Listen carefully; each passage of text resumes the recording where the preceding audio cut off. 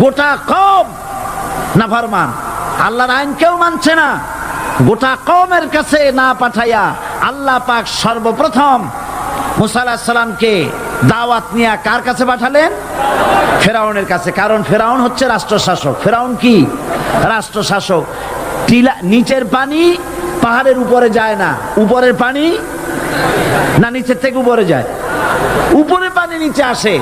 সুতরাং দেশ যারা চালায় এই লোকগুলি যদি ভালো হয়, গোটা দেশ ভালো হয়। আর সমস্ত মানুষটা যদি, রাষ্ট্র যিনি পরিচালনা করেন এই লোকগুলি যদি খারাপ হয়, গোটা দেশ খারাপ হতে বাধ্য। এই জন্য আল্লাহ পাক বলছেন সর্বপ্রথম তুমি ফেরাউনের কাছে যাও এবং এই কালেমার দাওয়াত দাও। হযরতে মূসা আলাইহিস সালাম ফেরাউনের কাছে গেলেন আর দাওয়াত দিলেন, ফেরাউন পড়ে নাও লা ইলাহা ইল্লাল্লাহ।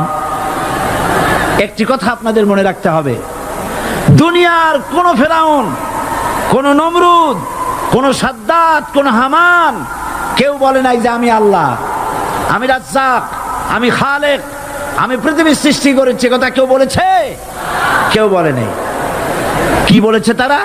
ফেরাউন বলেছে মা আলিমতু লাকুম মিন ইলাহিন গায়রি, আমি তো জানি না আমি ছাড়া আরো কোনো ইলাহ আছে, এ কথা আমার জানা নাই। সুতরাং আমি হচ্ছি ইলাহ আর তুমি বলছো লা ইলাহা। তার মানে হচ্ছে ওই সময় পয়গম্বরেরা, আল্লাহর নবীর সাহাবীরা তারা জানতেন যে আমরা কিসের দাওয়াত দেই, আর যারা শুনতো তারাও বুঝতো কিসের দাওয়াত শুনতেছি। আজ আমার দেশে একই কালেমার দাওয়াত দেওয়া হয়, কিন্তু মানুষেরা বুঝতে পারে না কি শুনতেছি। ভাষা জানার ব্যাপারে, বোঝার ব্যাপারে হলো আসল বিষয়।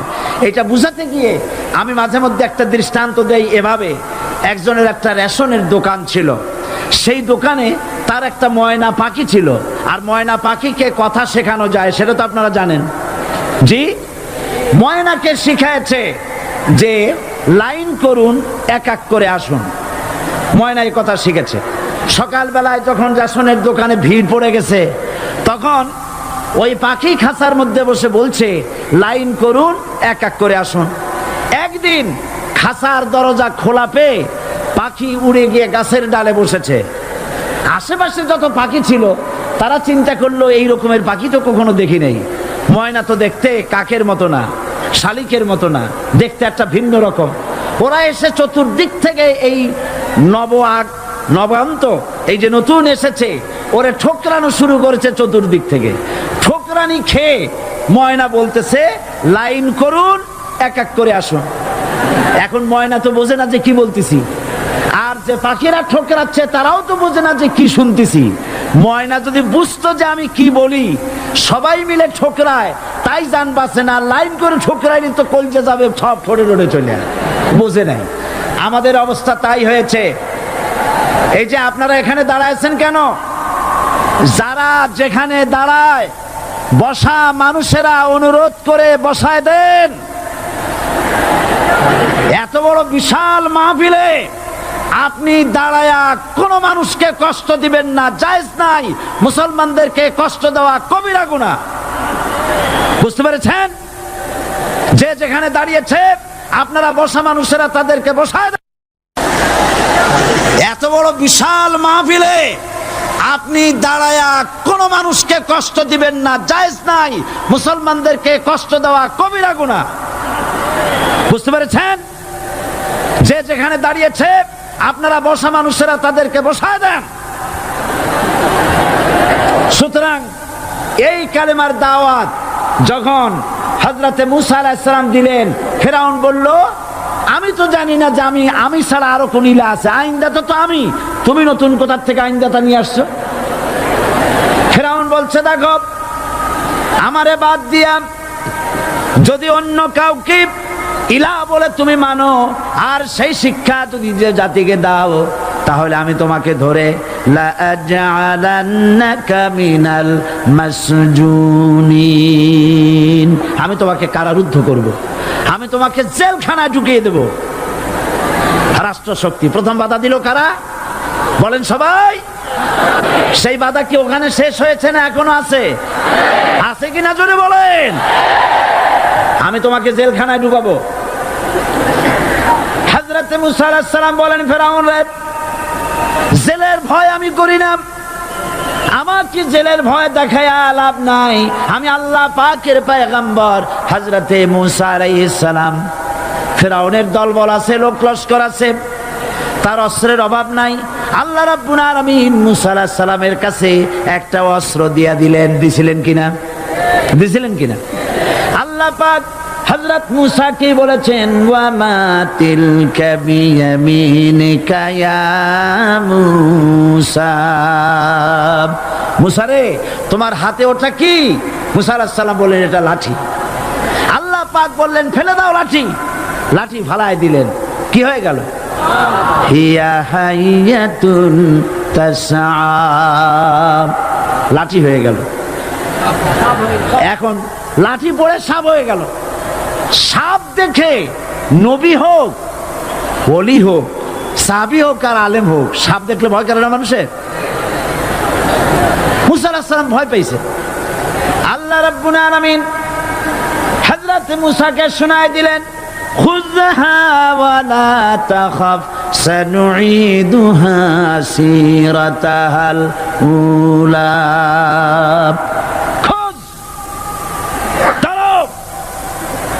লা তাখাফ, ভয় পেও না। আল্লাহ বলছেন ধরো, ভয় পেও না। ধরার সঙ্গে সঙ্গে স্বাভাবিক অবস্থায় ফিরে আসবে, আবার লাঠি হয়ে যাবে। এখন আল্লাহ বলছেন ধরো। মুসা আলাইহিস সালাম কি ভয় পাওয়া উচিত হবে? আর উচিত হবে? মুসা আলাইহিস সালাম কি ভয় পাইছিলেন? কারণ হচ্ছে এই দুশমনের শক্তিটা খুব বড়ই দেখা যায়, মনে হয় যেন অনেক বড়, কি জানি কি। আল্লাহ পাক বলছেন, ইন্না কাইদাশ শায়তানে কানা দাঈফা। শয়তানের চক্রান্ত যতই তুমি মনে করো অনেক ষড়যন্ত্রের জাল বিস্তার হয়ে আছে, আল্লাহ কয় কিছুই না, দাঈফা, অত্যন্ত দুর্বল। আল্লাহ পাক বললেন ধরো। মুসা আলাইহিস সালাম সাপ ধরলেন, সঙ্গে সঙ্গে লাঠি হয়ে গেল। ফেরাউন বরদাস্ত করলো না। রাষ্ট্রশক্তির পক্ষ থেকে আক্রমণ শুরু হলো। অপরাধ কি? মুসা আলাইহিস সালামের অপরাধ কি? কি অপরাধ? মাশাআল্লাহ, বুঝতে পেরেছেন। অপরাধ হচ্ছে তিনি বলেছেন লা ইলাহা, জোরে বলেন লা ইলাহা ইল্লাল্লাহ। এই কালেমাকে আজ আমরা ভিক্ষার বুলি বানাইছি। এটা হলো সার্বভৌমত্বের বুলি, এটা হচ্ছে আল্লাহ পাকের সার্বভৌমত্বের কথা। আজ আমরা মানুষের কাছে আমরা শুনি, মানুষেরা ভিক্ষা চায়, লা ইলাহা ইল্লাল্লাহ, এক মুঠ চাউল দেন, লা ইলাহা ইল্লাল্লাহ 10 খান পাই দেন। এই হচ্ছে কালেমার জিকির। আবার কেউ কেউ জিকির করতেছে লা ইলাহা আস্তে, ইল্লাল্লাহ জোরে, এমন জোরে কলব সাফ করে, কলব তাতে থাকলেও পারে, গেলেও পারে। এই কালেমার জার, এর আঘাত পয়গম্বররা মেরেছেন। হযরতে মুসা আলাইহিস সালাম যখন বলেছেন লা ইলাহা ইল্লাল্লাহ, এই ধাক্কা ফেরাউন বরদাস্ত করতে পারে নাই। দরিয়ায় নীলের ভিতরে আল্লাহ পাক ডুবাইয়ে শেষ করে দিয়েছেন, দেন নাই? হযরতে মুসা আলাইহিস সালাম, তার উম্মতেরা দরিয়ার পাশে বসে দ্বীনি কথাবার্তা বলতেছেন। এমন সময় ফেরাউন, তার শত্রু হচ্ছে মুসা আলাইহিস সালাম। শত্রু কেন? মুসা কি ফেরাউনের পাকা ধানে মই দিয়েছে নাকি? বলেন আপনারা। তার হালের গরু পিটায় মারছে নাকি? অপরাধ হলো তিনি আল্লাহর জমিনে আল্লাহর আইন প্রতিষ্ঠার কথা বলেছেন। এই শুধুমাত্র এই অপরাধে ফেরাউন তার দলবল নিয়ে 3 দিক থেকে আক্রমণ করেছে। মুসা আলাইহিস সালামের উম্মতেরা ভয় পেয়ে গেছেন। তারা বলছেন ইন্না লামুদরাকুন, আমরা পাকড়াও হয়ে গেছি। 3 দিকে সারাশি আক্রমণ, 3 দিকে শত্রু, একদিকে দরিয়া, পালাবার রাস্তা আছে? হযরত মুসা আলাইহিস সালাম ভয় পেয়ে গেলেন, সারেন্ডার করলেন না। হযরত মুসা আলাইহিস সালাম বললেন কাল্লা, কখনো নয়, ভয় পাওয়ার কোনো কারণ নাই। রব্বি সায়াহদিন, অবশ্যই আমার রব আমার জন্য রাস্তা করে দিবেন। ভয় পাইও না, আমার রব রাস্তা করে দিবেন। আল্লাহ রাব্বুল আলামিন হযরত মূসা আলাইহিস সালামকে অর্ডার করলেন, হাতের লাঠি দিয়া দরিয়ার উপরে আঘাত করো। হযরত মূসা আলাইহিস সালাম দরিয়ার উপর আঘাত করলেন। রাস্তা ছিল দরকার একটার, এক বাড়িতে আল্লাহর হুকুমে লাঠি দিয়ে একটি আঘাত করার সঙ্গে সঙ্গে হযরত মূসার তার সঙ্গী সাথী দরিয়া পার হওয়ার জন্য দরিয়ার মধ্য দিয়ে আল্লাহ 12টা রাস্তা পয়দা করে দিলেন। সে আল্লাহ আছে না নাই? এত আসতে বলেন কেন? ভয় পাওয়ার কারণ আছে? রাষ্ট্র শক্তি বাধা দিয়েছে সমস্ত নবীদেরকে। কেন? নবীদের চরিত্র খারাপ? জোরে বলে, নবীদের চরিত্র খারাপ? নবীদের চাইতে মাসুম বেগুনাহ উন্নত চরিত্রের মানুষ আল্লাহর আকাশের নিচের জমিনের উপরে আর হয় নাই। তোমরা যে সব নেতাদের পিছনে দৌড়াও, অমুকের সৈনিক, নেতা নেতা করে মরো, এইসব নেতা যাদের পিছনে দৌড়াও, এই নেতাগুলি, আমি জিজ্ঞেস করি আপনাদেরকে, এই নেতাগুলি জীবনে একবারও জেনা করে নাই? এ ব্যাপারে অনুসারীরা আপনারা কি নিশ্চিত? মিথ্যা কথা জীবনেও কয় নাই, প্রতারণা করে নাই, ঠাট্টা করে নাই, বিদ্রুপ করে নাই, মদ খায় নাই, মানুষ হত্যা করে নাই। কিসের নেতা? নেতা হচ্ছেন সেই ব্যক্তি যিনি বলেছেন, ও আমার স্ত্রীরা, ও আমার সাহাবীরা, রাতের আধারে আমার মধ্যে যা আচরণ দেখতে পাও, দিনের আলোতে আমার মধ্যে যা দেখতে পাও, সবগুলি খুলে খুলে মানুষের কাছে বলে দাও। তার নাম বিশ্বনবী মুহাম্মদ রাসূলুল্লাহ সাল্লাল্লাহু আলাইহি ওয়াসাল্লাম।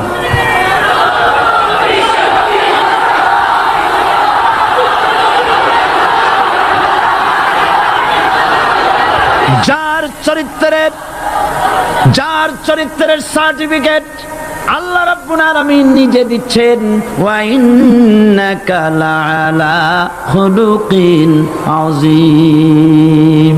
নবী হে, উন্নত চরিত্রের উপরে আপনি প্রতিষ্ঠিত। সুবহানাল্লাহ। কে সার্টিফিকেট দিচ্ছেন? আযীম, আযীম।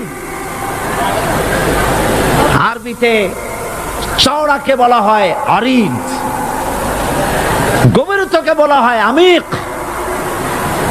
কত প্রশস্ত, যা মাপার কোনো ফিতা নাই। কত গভীর, যা মাপার কোনো যন্ত্র নাই। এইটাকে আরবিতে বলা হয় আজিম। সুবহানাল্লাহ বলতে ইচ্ছে করে না?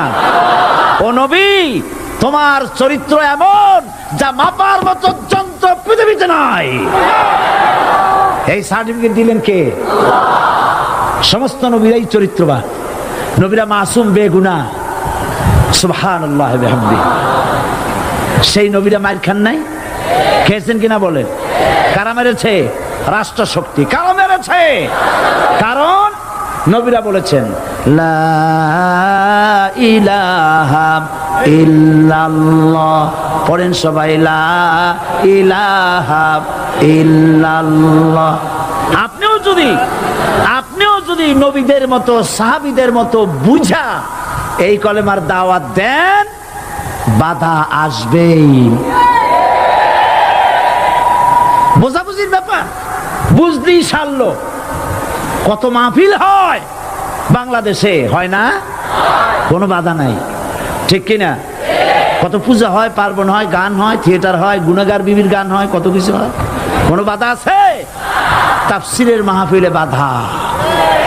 কারণ ওরা বুঝতে পেরেছে এ তাফসীরের মাহফিলে গাজীর গীত হয় না, এ তাফসীরের মাহফিলে আল্লাহর সার্বভৌমত্ব কায়েমের আন্দোলন চলে।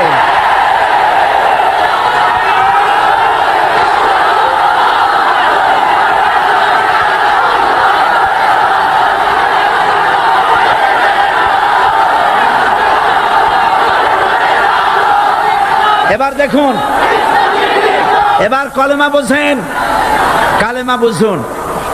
বঙ্গভবনের সামনে দাঁড়াইয়া, গণভবনের সামনে দাঁড়িয়ে আপনি যদি কালেমার জিকির করতে থাকেন, লা ইলাহা ইল্লাল্লাহ, লা ইলাহা ইল্লাল্লাহ, লা ইলাহা ইল্লাল্লাহ, লা ইলাহা ইল্লাল্লাহ, 2-1 ঘন্টা 2-4 ঘন্টা, দেখবেন অফিসাররা এসে বলবে, না জানি কোন খাজা বাবা আসছে, আসেন আসেন, নিয়ে খাইতে দেবে, হাদিয়া দেবে। যেহেতু যিনি পড়তেছেন উনি বোঝেন না কি বলতেছেন, আর যারা দাওয়াত দিয়ে নিয়ে গেল ওরা টের পায় নাই যে কি কি শুনে দাওয়াত দিতেছে। কিন্তু আপনি যদি বঙ্গভবন, গণভবন, সেক্রেটারিয়েট আর পার্লামেন্ট এর ভিতরে ঢুকে যদি বলেন, কোন মানুষের তৈরি করা আইন মানি না, কোন সরকারের সার্বভৌমত্ব স্বীকার করি না, কারো বিধান মানি না, কারো তৈরি করা আইনের সামনে মাথা নত করি না, আল্লাহ ছাড়া কারো বিধান মানি না, হাদিয়া আসবে, খাইতে দেবে, পকেটে টাকা দেবে, খাওয়াবে এক জায়গায় নিয়ে, কোন জায়গায়? লাল দালানে। বুঝাবুঝি পয়গম্বরেরা দাওয়াত দিয়েছেন আয়াতুল কুরসি ফরজ নামাজ পড়িয়া। দেখছি অনেকেই জামার বুতাম টুতাম খুলিয়া তারপর জোরে একটা ফু দেন। অসুবিধা নাই, ফু আপনি দেন, কিন্তু কি পড়ে ফু দিচ্ছেন আপনি কি বুঝছেন কিছু? সুবহানাল্লাহ। বুঝলি কি এই চেহারা হয়? এতগুলো মানুষ লাগে নাকি বিপ্লব করতে, কালেমার রস কায়েম করতে? 313 জন মুসলমান যথেষ্ট পৃথিবীতে।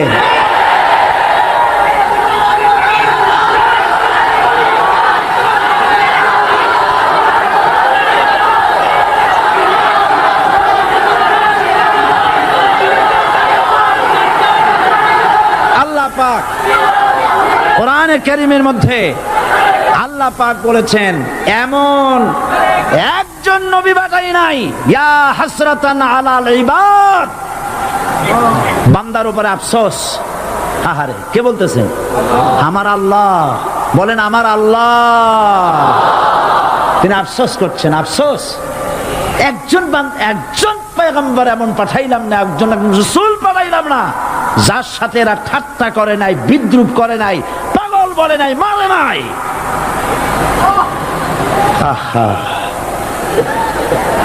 অপরাধ কি? আল্লাহর সার্বভৌমত্ব প্রতিষ্ঠার অপরাধ। হযরত ইব্রাহিম আলাইহিস সালাম তিনি যখন এই কালেমার দাওয়াত দিয়েছেন নমরুদের বিরুদ্ধে, নমরুদ বলেছে, মান আসাদ্দু মিন্না কুওয়া, আমার চাইতে শক্তিশালী আর কে আছে? আনা রব্বুকুমুল আলা, আমি তোমাদের বড় প্রভু। নাউজুবিল্লাহ। কই থেকে একটা তুমি বলছো লা ইলাহা ইল্লাল্লাহ, আমি তো ইলাহ। হযরত ইব্রাহিম আলাইহিস সালাম কি কালেমার দাওয়াত পেশ করার অপরাধে অগ্নিকুণ্ডের ভিতরে ফালাবার ব্যবস্থা হয়ে গেছে। আল্লাহ পাক সব ঘটনা কোরআনে বলে দিয়েছেন কিনা বলেন? কেন বললেন এই সমস্ত কথা? এই জন্য বলেছেন, ফেরাউন মরে যাবে, নমরুদ মরে যাবে, কিন্তু তাদের প্রেতাত্মারা যুগে যুগে তারা বেঁচে থাকবে। আগুনের ভিতরে ফালাবার ব্যবস্থা হয়েছে।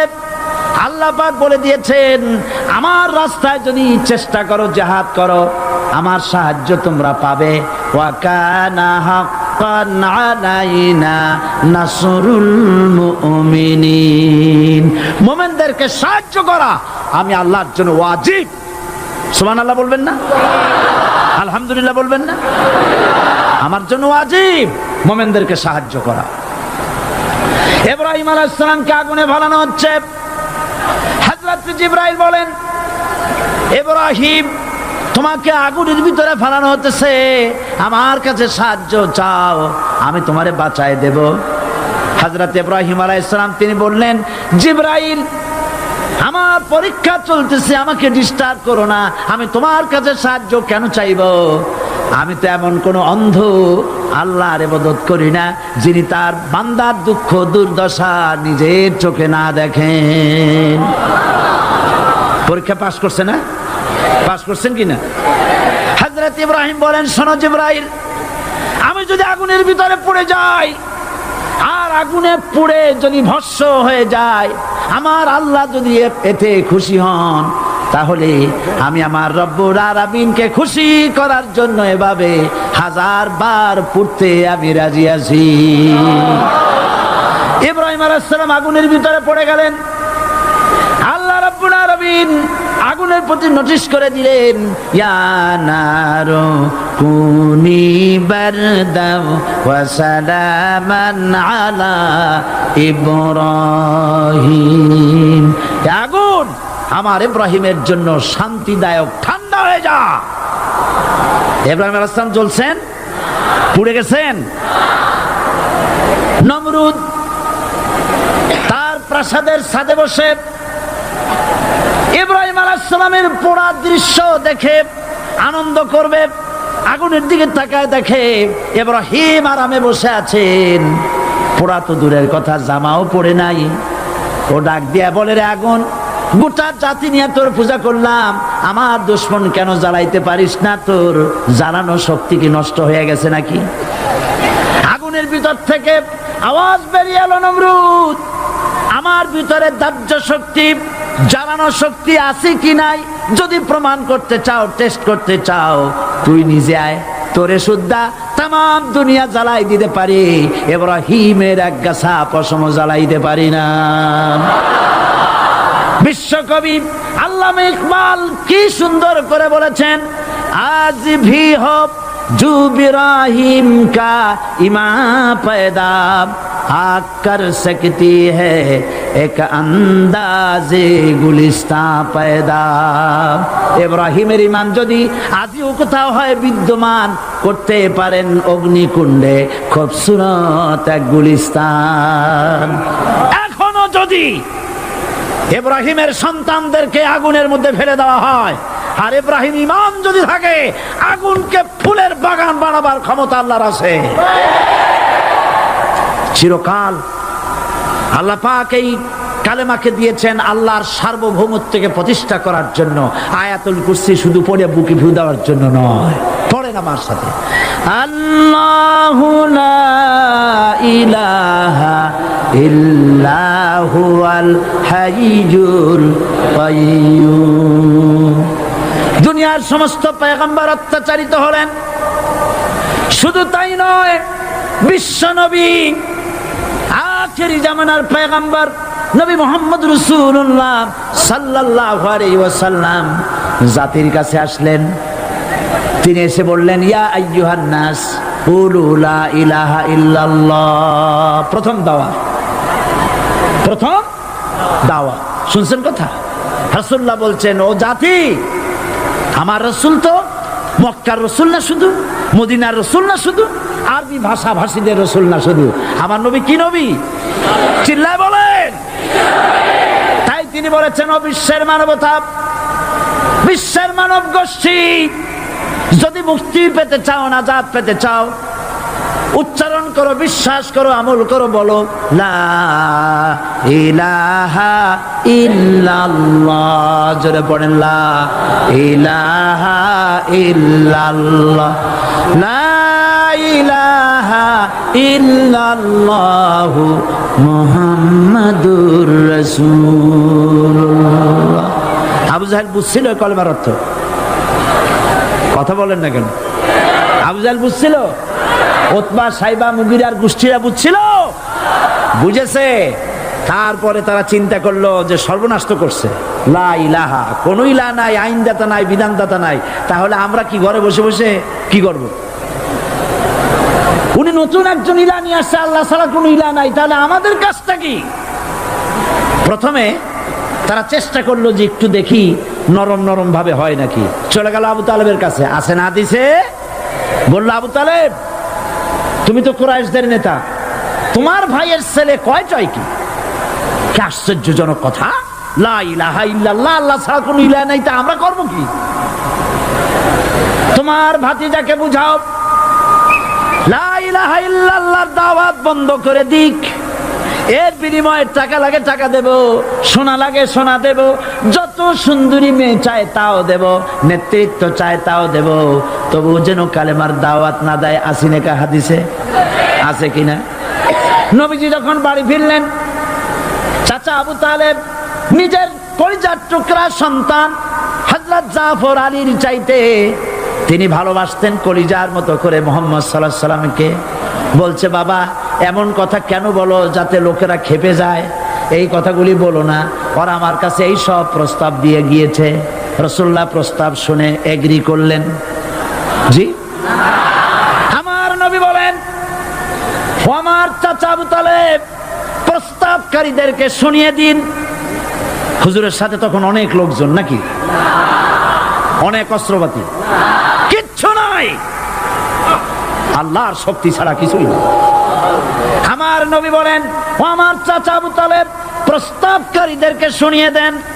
যেটা দেওয়া সম্ভব সেটা তো দূরের কথা, যেটা দেওয়া সম্ভব নয় তাও যদি তারা দিতে পারে আমার এই, যেমন আকাশের সূর্যটা ধরে এনে ওরা যদি আমার ডান হাতে তুলে দেয়, আকাশের পূর্ণিমার চাঁদটা ধরে যদি বাম হাতে আমার তুলে দেয়, এর বিনিময়ে এক মুহূর্তের জন্য তাওহীদের দাওয়াত আমি বন্ধ করে দেব না।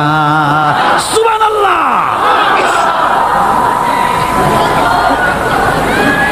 রাসূল করিম সাল্লাল্লাহু আলাইহি ওয়াসাল্লাম তাদের এই প্রস্তাবকে যখন গ্রহণ করলো না, কাফেরেরা বুঝলো।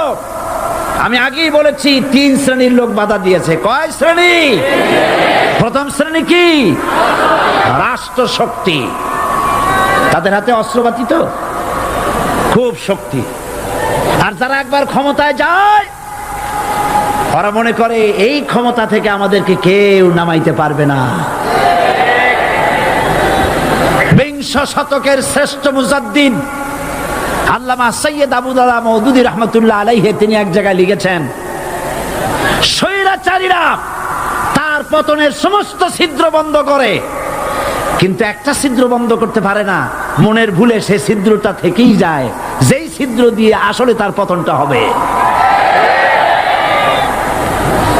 ক্ষমতায় গিয়ে মনে করে চিরকাল ক্ষমতায় থাকবো। ভারতের প্রধানমন্ত্রী পণ্ডিত জওয়াহরলাল নেহেরু রাঁচি পাগলাগারদে গিয়েছেন, মেন্টাল হসপিটাল। পাগলেরা নেহেরুকে দেখে আশ্চর্য হয়ে গেছে, এত সুন্দর মানুষ, মাথায় কিস্তি টুপি, গায়ে শেরওয়ানি, মুসলমানি ড্রেসই আলাদা। যদিও তিনি হিন্দু ছিলেন, পরেছেন মুসলমানি ড্রেস। শেরওয়ানি কাদের পোশাক? কাদের পোশাক? হাতে ছড়ি নিয়ে হাঁটা, স্টাইল করে, সুন্দর পাজামা, সুন্দর টুপি, সুন্দর সাজসজ্জা করে, মুসলমানদের ড্রেস। এই ড্রেস পরে তিনি গিয়েছেন, সবসময় যে ড্রেস তিনি পরতেন। পাগলেরা জিজ্ঞেস করছে, তুমি কে গো? উনি বলছেন, আমারে চেনো নাই? আমি ভারতের প্রধানমন্ত্রী পণ্ডিত জওয়াহরলাল নেহেরু। পাগলেরা বলছে, ও সেই কথা। আমরাও যখন এই হসপিটালে আসছিলাম এই তোমার মতো লম্বা লম্বা কথা আমরাও বলছি, থাকো আমাদের সাথে কিছুদিন, তোমার মাথাও ঠান্ডা হয়ে যাবে। ক্ষমতায় যারা থাকে, ক্ষমতার মোহে চতুর্দিকে অন্ধকার দেখে, মনে করে আমার পতন আর হবে না। কিন্তু তোমাকে বুঝিবে যে গোকুলে বাড়ি শেষে গাড়ির চাকা সব সময় উপরে থাকে না। গাড়ির চাকা সব সময় উপরে থাকলে গাড়ি তো চলবেই না। গাড়ির চাকা ঘোরে বলেই তো গাড়ি চলে। সুতরাং এই উপরে তোমার চাকা উপরে এখন আছে বলে, তোমার দলের চাকা উপরে আছে বলে যারা মানুষের উপরে জুলুম করছো, আলেমদেরকে ধরতেছো, মুসল্লিদেরকে ধরে ধরে জেলে ঢুকাচ্ছ, সময় আসবে এমন ইন্দুরের গর্ত অপমানা পালাবার জন্য।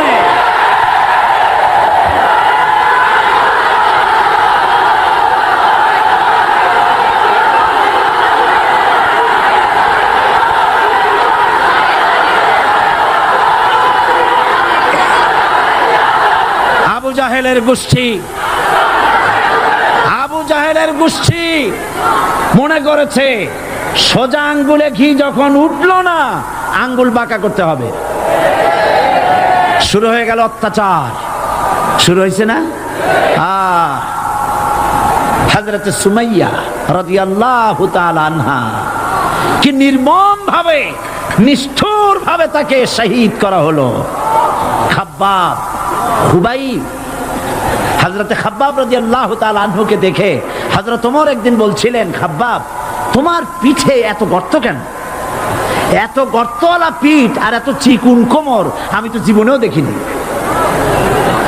হযরতে খাব্বাব বলেছেন, ওমর জানো না, ইসলাম কবুল করার অপরাধে, কালেমা পড়ার অপরাধে কাফির বেঈমানেরা আমাকে মারধর করেছে।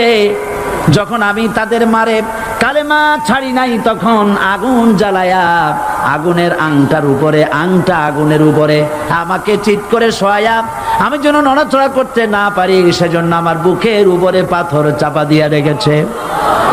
আগুনে গোশত পুড়ে পুড়ে আগুন ভিতরে ঢুকেছে, গায়ের রক্ত আর চর্বি গলে গলে পড়ে আগুনগুলো নিভেছে। ওই পিঠে যে গর্ত হয়েছে আজও পর্যন্ত সেই গর্ত মিটে যায় নাই।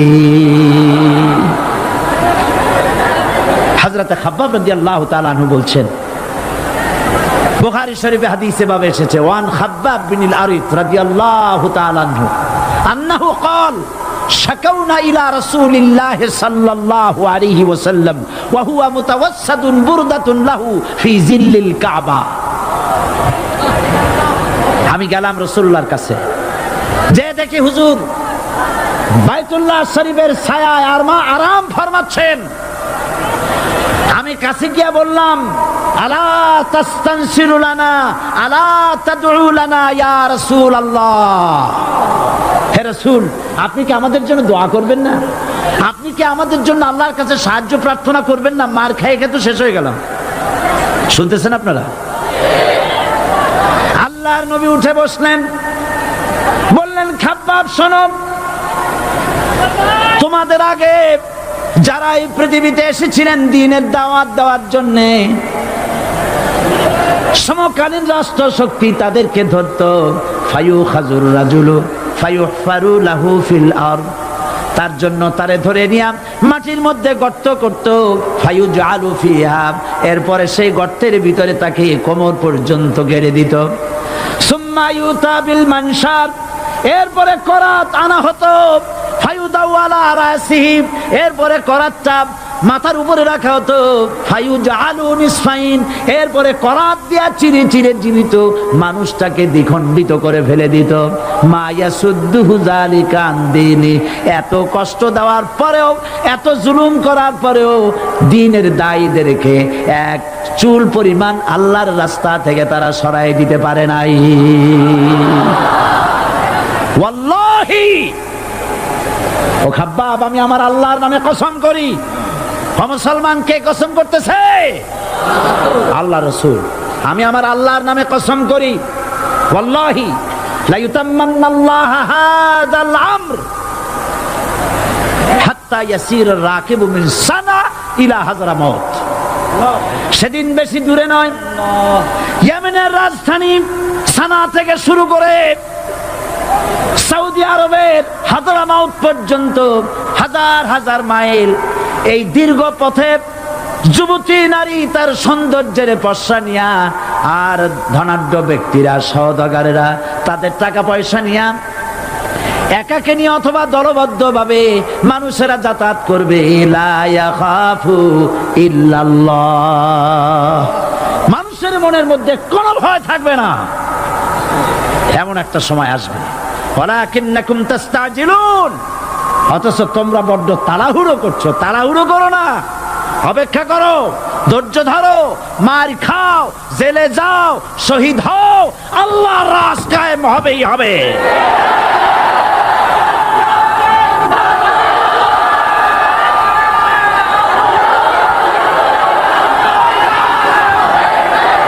বিল্ডিং থেকে শিক্ষা গ্রহণ করুন।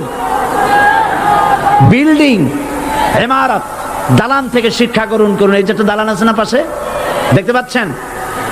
এই দালান কি দিয়ে তৈরি করা হয়েছে বলেন? ইট। সমস্ত ইটেরা যদি ধর্মঘট করত, আমরা কেউ মাটির তলায় যাব না, কেউ আমরা আগুনে পুড়ে ঝামা হব না, পিক হব না, কেউ আমরা টুকরা টুকরা হব না, সবাই থাকবো উপরে উপরে, তাহলে কি দালান হইতো নাকি? এই বিল্ডিং নির্মাণ করতে গিয়া ইটের যে স্যাক্রিফাইস, হাজার হাজার ইটকে পিক হতে হয়েছে, পুড়ে যেতে হয়েছে, খোয়া হতে হয়েছে, ভেঙে টুকরা টুকরা হয়ে 50 ফিট মাটির নিচে যেতে হয়েছে। তারপরে ইমারত গঠন হয়েছে, সুন্দর দালান তৈরি হয়েছে। যারা ইসলামী শাসন চান, আল্লাহর দ্বীনকে বিজয়ী দেখতে চান, তাদেরকে অসংখ্য মানুষকে পোড়াইটের মতো জেলখানায় পুড়ে পুড়ে মরতে হবে, অসংখ্য মানুষকে ফাঁসির কাস্তে ঝুলতে হবে, গায়ের রক্ত দিতে হবে, শহীদ হতে হবে, তারপরে ইসলামের ইমারতটা কায়েম হয়ে যাবে। শায়ের কবি কি সুন্দর করে বলছেন, কবি সুন্দর করে বলছেন, ये शहादत गाहे उल्फत में कदम रखना, ये शहादत गाहे उल्फत में कदम रखना, लोग समझते हैं आसा है मुसलमान होना। মানুষেরা মনে করে মুসলমান হওয়া খুব সহজ জিনিস। না, মুসলমান হওয়ার অর্থ হলো শাহাদাতের ঈদগাহে শামিল হয়ে যাওয়া।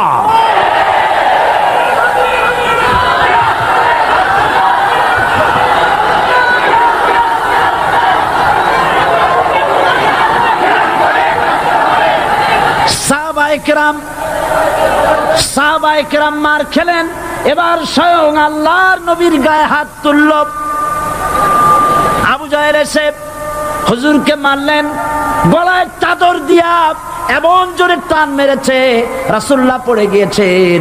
হাদিসে এসেছে হুজুরের চোখ মোবারক ঠিকরে পড়ে যেতেছে, চেহারা মোবারক লাল হয়ে গিয়েছে, জমিনের উপরে আছাড় মেরে ফেলেছে। রাসূলের এই অবস্থা দেখে হযরতে হামজা তখনও কাফের ছিলেন, শিকার থেকে এসে তিনি এই দৃশ্য দেখলেন, দাসীর মুখে শুনলেন, ছুটে চলে গেলেন আবু জাহেলের বাড়িতে। যায় বলে, আবু জাহেল রে, তুই মুহাম্মদ সাল্লাল্লাহু আলাইহি ওয়াসাল্লাম মেরেছিস, বল কেন মারলি? এমন ভালো মানুষ তো জীবনে চোখে দেখি নাই, যিনি কোনো মিথ্যা কথা বলেন না, ভালো ভালো কথা বলেন, এক আল্লাহর গোলামি করার জন্য বলেন। এই সব ভালো কথা বলার জন্যই তুই তারে মারলি নাকি?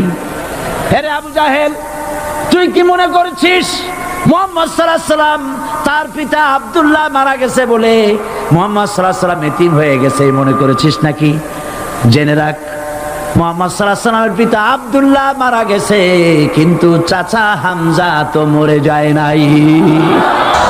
হাতের ধনুক দিয়া এমন জোরে আঘাত মারলেন, আবু জাহেলের মাথা ফেটে রক্ত ফিনকি দিয়ে বেরিয়ে এলো। হযরতে হামজা ঘরে ফিরে এসে রাসূল করিম সাল্লাল্লাহু আলাইহি ওয়াসাল্লামের মস্তক মোবারক কোলে উঠায় নিলেন আর বললেন, বাবা, তোমাকে মেরেছে বলে আমি আবু জাহেলের মাথাটা ফাটাই দিয়ে আসছি, তুমি খুশি হও। হুজুর বলছেন, চাচা, কার মাথা ফাটাইছো এইটা বলে আমারে খুশি করতে পারবা না। হযরতে হামজা বলেন, তুমি কি হলে খুশি হবে?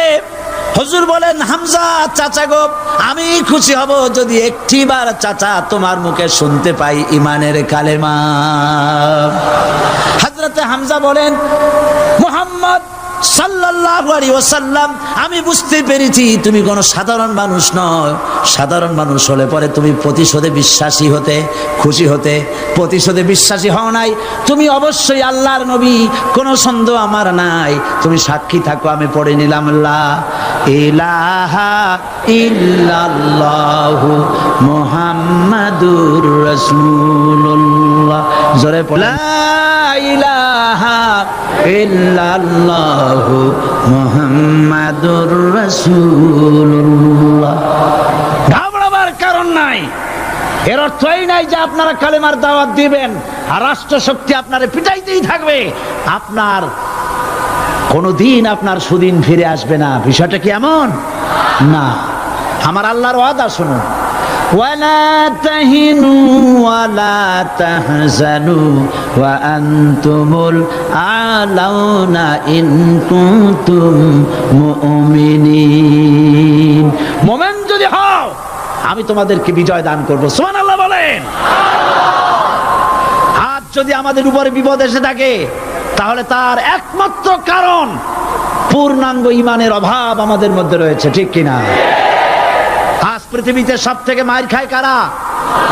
চিল্লায় বলো। আলজেরিয়ায় কারা? বসনিয়ায় কারা, চেচনিয়ায় কারা, প্যালেস্টাইনে কারা। আহা, প্যালেস্টাইনের মুসলমানদেরকে মাইরে মাইরে শেষ করে দিল।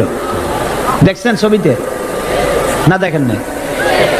প্যালেস্টাইনের মুসলমানদেরকে যখন মারা হচ্ছে, বাংলাদেশের প্রধানমন্ত্রী তখন আমেরিকায় ক্লিনটনের সঙ্গে কথা বলতেছেন। তিনি ক্লিনটনের কাছে তার পিতৃ হত্যার জন্য দায়ী সাজাপ্রাপ্ত 3 জন ব্যক্তিকে ফেরত চাচ্ছিলেন। আমার দৃষ্টিতে এটা কোনো অপরাধ নয়। সন্তান তার পিতার প্রতি আকর্ষণ থাকবেই। আমার আপত্তি সেখানে আপনি প্রধানমন্ত্রী শুধু শেখ পরিবারের প্রধানমন্ত্রী নন, শুধু আওয়ামী লীগের প্রধানমন্ত্রী হওয়া উচিত নয় আপনার। আপনি পৃথিবীর দ্বিতীয় বৃহত্তম বাংলাদেশের 12 কোটি মুসলমানের প্রধানমন্ত্রী। পিতৃ হত্যার আসামি ফেরত চাইলেন, কিন্তু বিল ক্লিনটনের আশ্রয় প্রশ্রয় লালিত পৃথিবীর অসভ্য জাতি সন্ত্রাসী ইহুদিরা প্যালেস্টাইনের মুসলমানদেরকে পাখির মতো গুলি করে হত্যা করছে। আপনি কেন এর জবাব চাইলেন না?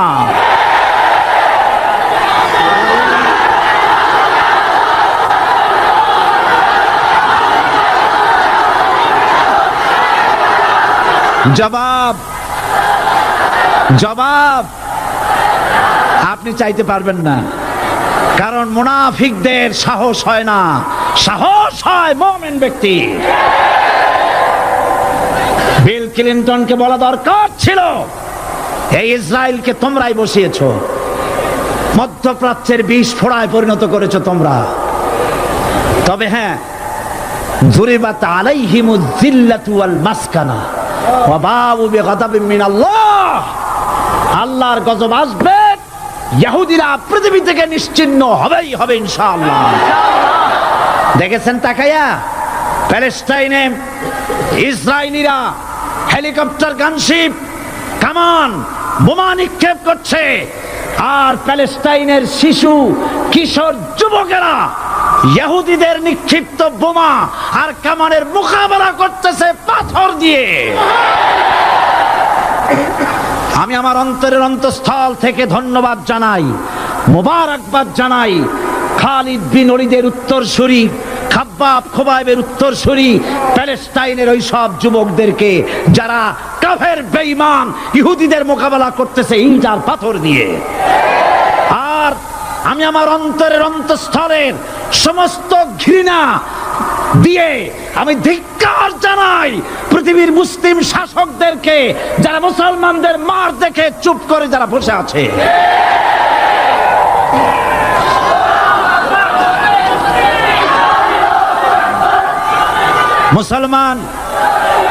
মুসলমান যদি মুসলমানের মতো হয়, 10 জন যথেষ্ট। কয়জন যথেষ্ট? কোথায় আছে কথা? আল্লাহ পাক কোরআন শরীফের মধ্যে বলেছেন, একজন যদি হও ইমানদার মুত্তাকি 10 জনের উপরে বিজয়ী হবে। 10 জন যদি হও 100-এর উপরে বিজয়ী হবে। 100 যদি হও 1000-এর উপরে বিজয়ী করবো। জোরে বলেন সুবহানাল্লাহ।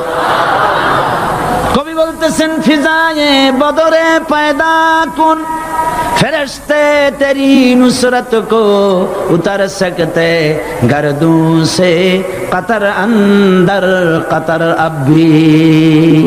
বদরের মুসলমানদের মতো ঈমান আনো, তাহলে আকাশ থেকে কাতারে কাতারে ফেরেশতা নাজিল করে দিয়ে আল্লাহ পাক তোমাদেরকে সাহায্য করবেন। সুবহানাল্লাহ। সে আল্লাহ আছে না নাই? জোরে বলেন, আছে না নাই?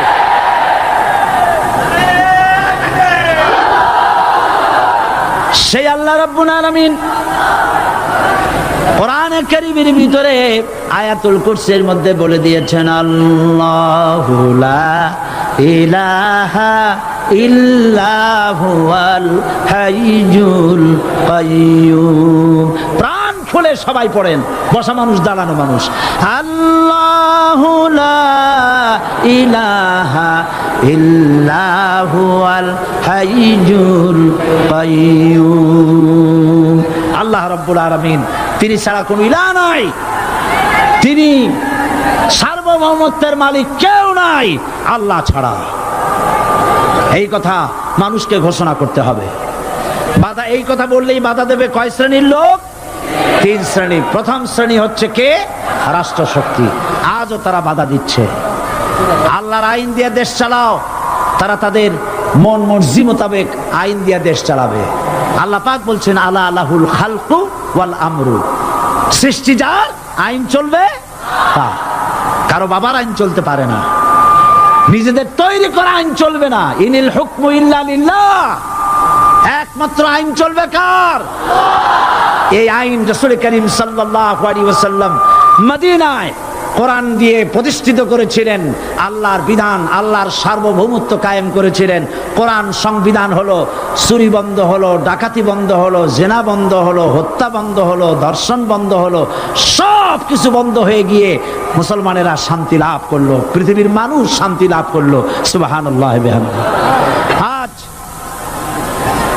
মুসলমানেরা শত্রু চেনে না, বন্ধু চেনে না। বন্ধুকে বানায়েছে শত্রু, শত্রুকে বানায়েছে বন্ধু। কে বন্ধু কে শত্রু চিনাই দিবেন কে? আল্লাহ। বলেন কে দিবেন? আল্লাহ রাব্বুল আলামিন কোরআনে কারীমের মধ্যে পরিষ্কার করে বলেছেন লাতাজিদান্না শাদ্দান নাসি আদাওয়াতান লিল্লাযীনা আমানুল ইয়াহুদা ওয়াল্লাযীনা আশরাকু। আল্লাহ পাক বলছেন, হে রাসূল, মানুষের ভিতরে 2টা শ্রেণী মুমিনদের জন্য সব থেকে জঘন্য দুশমন। কয়টা শ্রেণী? 2টা। একটা হলো ইহুদ, আর একটা হলো মুশরিক। একটা হলো ইহুদি, আর একটা হলো মুশরিক। এটা হলো তোমাদের দুশমন। আর আজ আমাদের দেশে, পৃথিবীর বিভিন্ন দেশে মুসলমানেরা মুশরিকদের সঙ্গে সম্প্রীতি বাড়াচ্ছে, মুসলমানদের সাথে শত্রুতা বাড়াচ্ছে। আজ আমার দেশে পূজা পার্বণে বাধা নাই। পূজা পার্বণে বাধা আছে? পূজা পার্বণে বাধা নাই। বাধা কোথায়? কোরআন শরীফের তাফসীর মাহফিলে। কোরআনের তাফসীরের মাহফিলে বাধা দেওয়া হচ্ছে। গান বাজনায় 144 ধারা নাই, কিন্তু কোরআন শরীফের মাহফিলে 144 ধারা দেওয়া হচ্ছে। যারা দিচ্ছে তারা আবার ওমরাও করে, হজও করে। ওরা আমাদের বলে আমরা নাকি ধর্মের নামে রাজনীতি করি। বলে না আমরা নাকি ধর্মের নামে রাজনীতি করি। আমি বলি ধর্মের নামে আমরা রাজনীতি করি না, আমরা ধর্মীয় রাজনীতি করি। কথাটা বুঝে আসছে কিনা? ধর্মের নামে রাজনীতি তো সেই ব্যক্তি করে 1996 সনের নির্বাচনের আগে যিনি মাথায় পট্টি বেঁধেছিলেন, যিনি শপথ গ্রহণের সময় হাতে তসবিহ পড়েছিলেন। ধর্মের নামে রাজনীতি তিনি করেছেন। আজ অনেকগুলি ডিগ্রি পেয়েছেন তিনি, অনেকগুলি ডিগ্রি পেয়েছেন। কয়টা? মুখস্থ হয়ে গেছে আপনাদের। শকুনেরা, শকুন যদি গরুর গোশত কিনে খাওয়া লাগতো, 80 টাকা কেজি দরে শকুনে এত গোশত কিনে খাইতে পারতো না। লেখাপড়া করে যদি ডিগ্রি নেওয়া লাগতো, এত ডিগ্রি কপালে জুটতো না। পয়সা দিয়া ম্যানেজ করা ডিগ্রি, কিন্তু 9টা নিলে কি হবে? আসল ডিগ্রিটা এখনো বাকি আছে। আসল ডিগ্রি কোনটা? নির্বাচনের আগে পট্টি বেঁধে তসবিহ নিয়ে গোটা জাতিকে যে সফলভাবে প্রতারণা করতে আপনি পেরেছিলেন মহা প্রতারক হিসেবে, সেই ডিগ্রি আগামী নির্বাচনের মোক্ষম সময় জনগণ আপনার গলায় পরায় দেবে।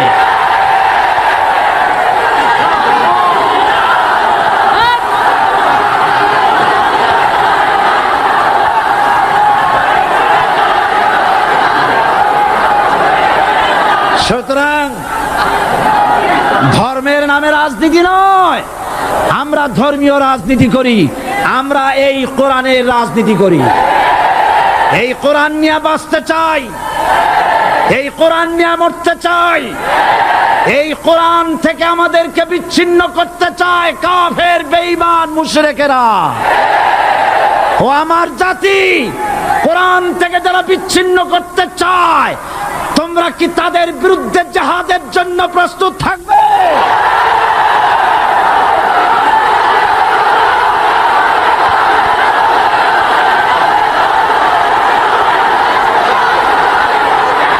বসেন, বসেন, বসুন, বসেন, বসুন। আমি বুঝতে পেরেছি বিষয়টা কি। আসরের পরের থেকে বসা তো, সুযোগ পাইয়া খাড়া হইয়া কোমর সোজা করলেন। বসেন, সবাই বসেন, কোমর সোজা হয়ে গেছে, বসেন। এত বড় মাহফিল, জীবনে আর একটা পাবো নিশ্চয়তা আছে কি? জোরে বলেন, আছে?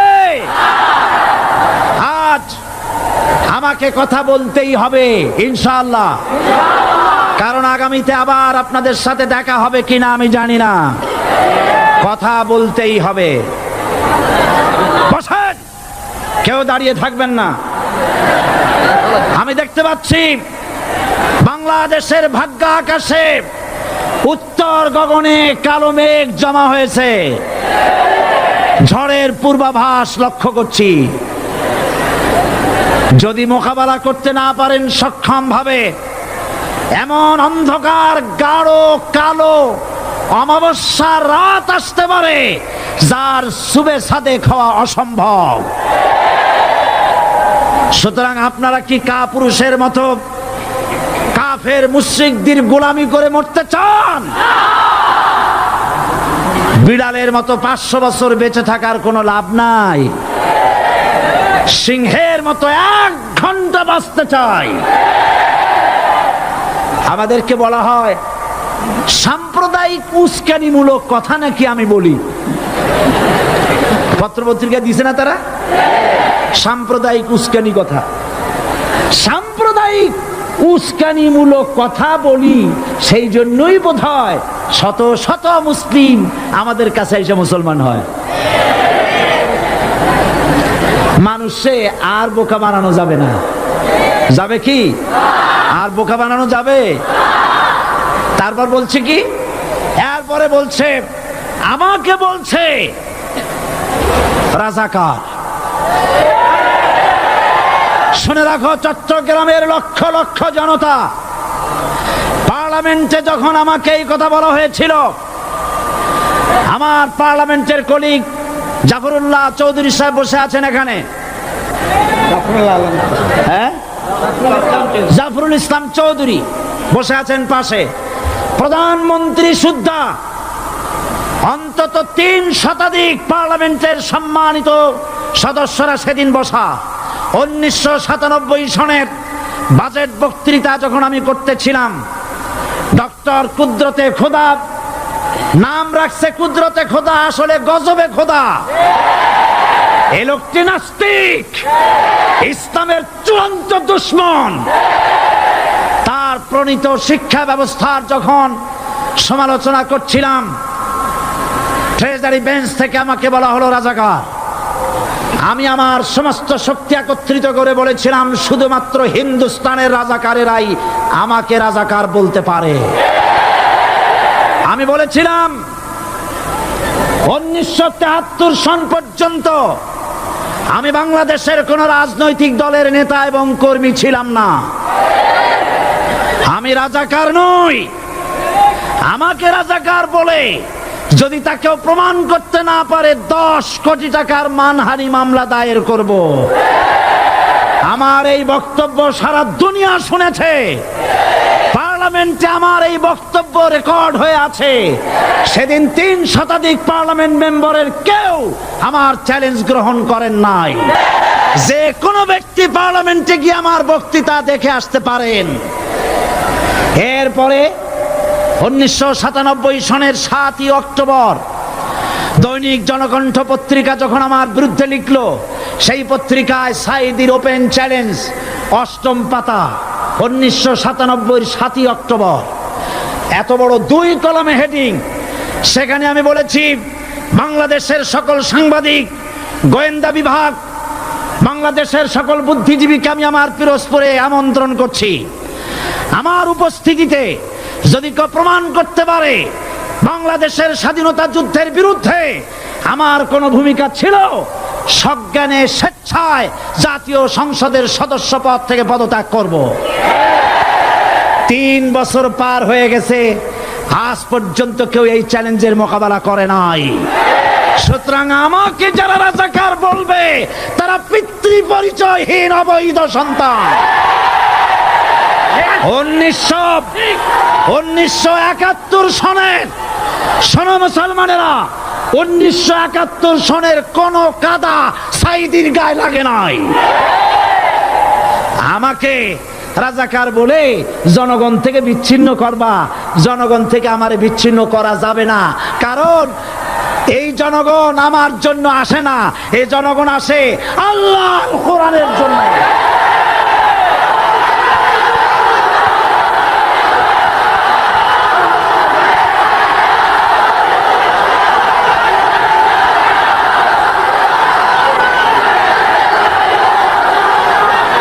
আজকে আর যারা ইসলামের কথা বলে, যারা ইসলামের কথা বলে তারাই রাজাকার, তারাই মৌলবাদী।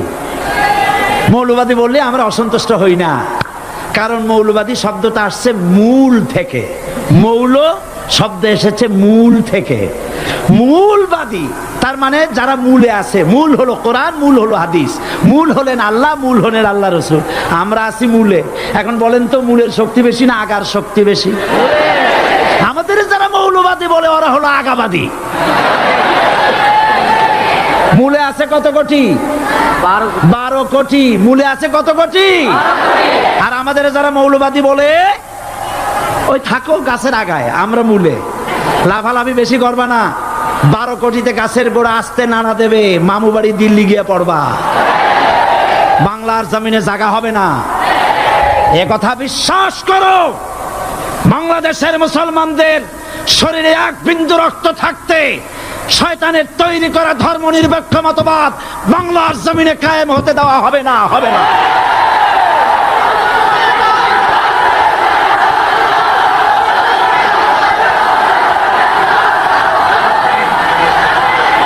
রাসূল করিম সাল্লাল্লাহু আলাইহি ওয়াসাল্লাম কোরআন প্রতিষ্ঠার জন্য আন্দোলন করেছিলেন।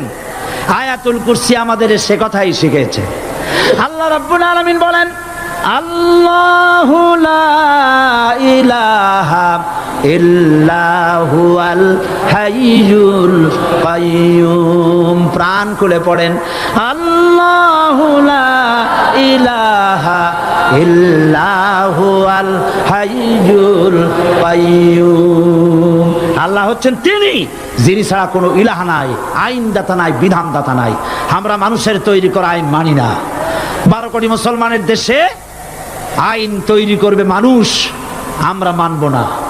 পার্লামেন্টে তৈরি হতে হবে কোরআন দিয়ে, পার্লামেন্টে আইন তৈরি হতে হবে কোরআন দিয়ে। সুতরাং ভয় যতই পান আর যতই ষড়যন্ত্র করেন, 4 দল যখন একত্রিত হয়েছে, ঐক্যবদ্ধ থাকবে, সরকার ঐক্যবদ্ধভাবে গঠন হবে, নির্বাচন ঐক্যবদ্ধভাবে হবে এবং কোরআন হবে, আল কোরআনের পার্লামেন্ট হবে বাংলাদেশে।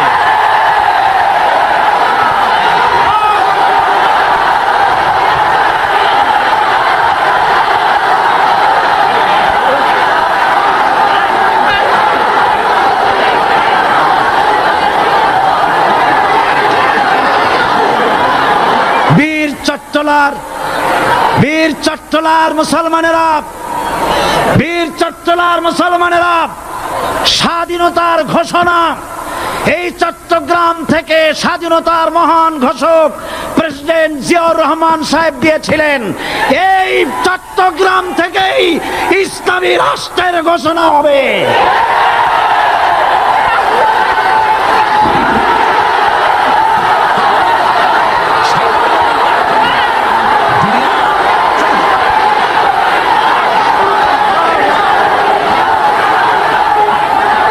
আশাবাদী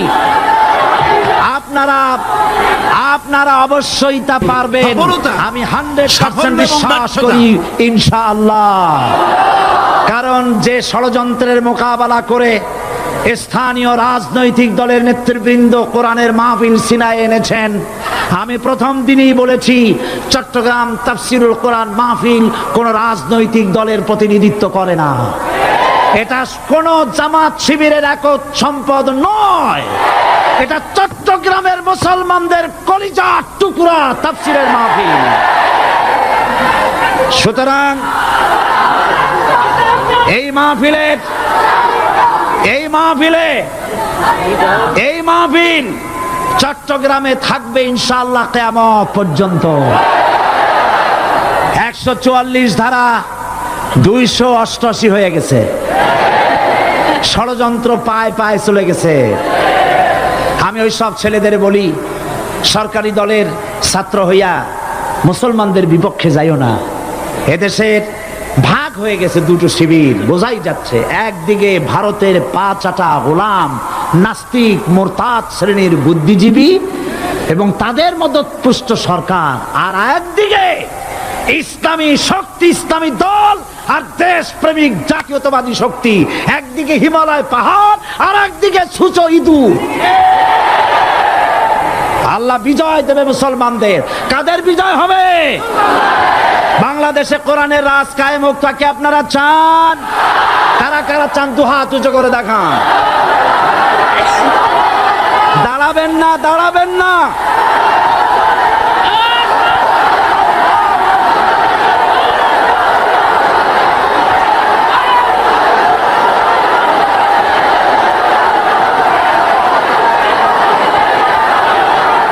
বসুন, বসুন,